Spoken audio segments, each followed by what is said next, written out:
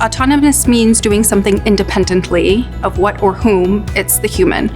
So we want to be able to make scientific discoveries independently. It's also a matter of doing it in an iterative fashion so that basically you're able to launch the experiment, the system performs it, coming up with new ideas, coming up with ways of testing those ideas, and then analyzing the results. And then we use artificial intelligence and machine learning to interpret that data and make the decision on which experiment to perform next.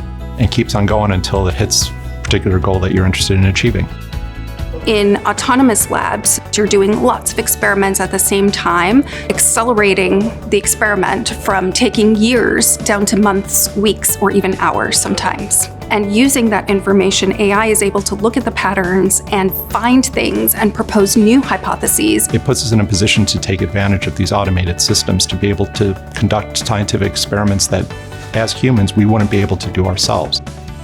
We believe at Argonne that autonomous discovery is the future of science for much of the DOE mission. There's an opportunity where you can actually start getting crosscuts between traditional scientific boundaries to be able to conduct new and innovative applications.